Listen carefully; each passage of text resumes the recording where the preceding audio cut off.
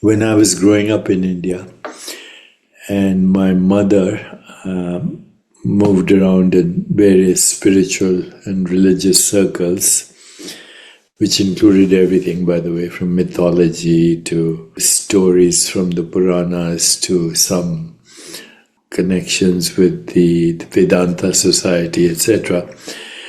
There was a joke that was floating around in the non-dual circles. And the joke was that a British woman met an Indian swami, and she said to the swami, "Swamiji, one day I would love to bring you to London."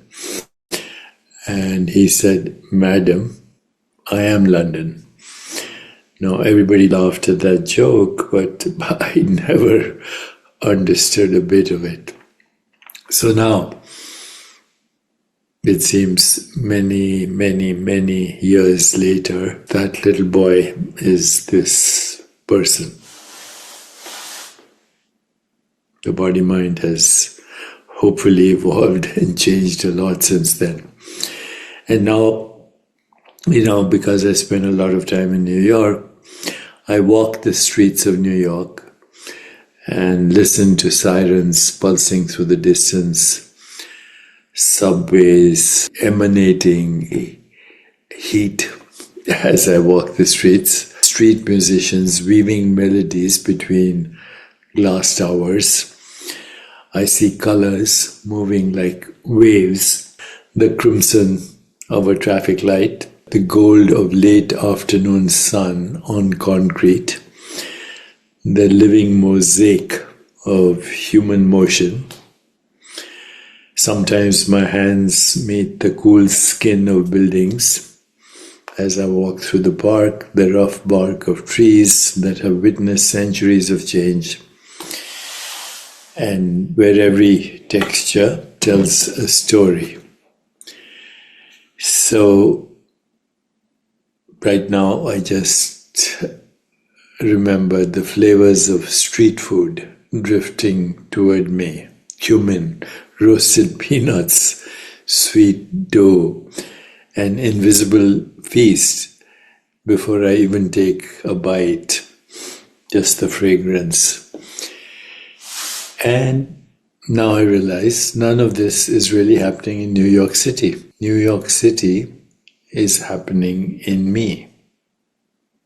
These colors, these sounds, these sensations, they rise and fall within a single field of awareness, the city, the body, the observer, this and all this,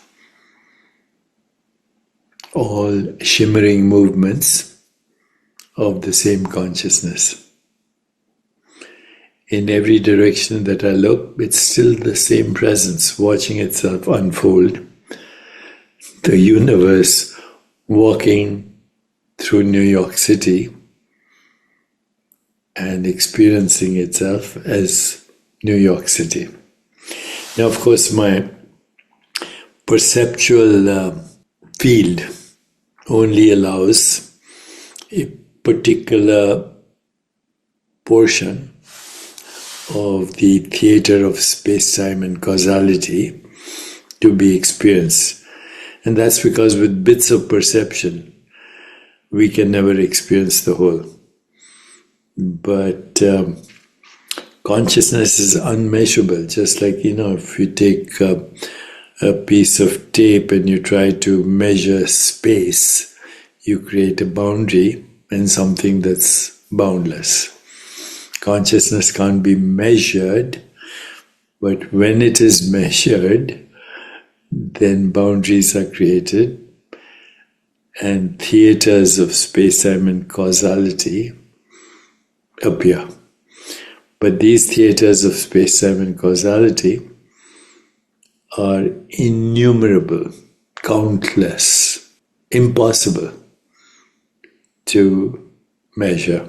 Every theater of space-time and causality that appears in a perceptual field is part of a boundless ocean of awareness, which is the real you, the real me.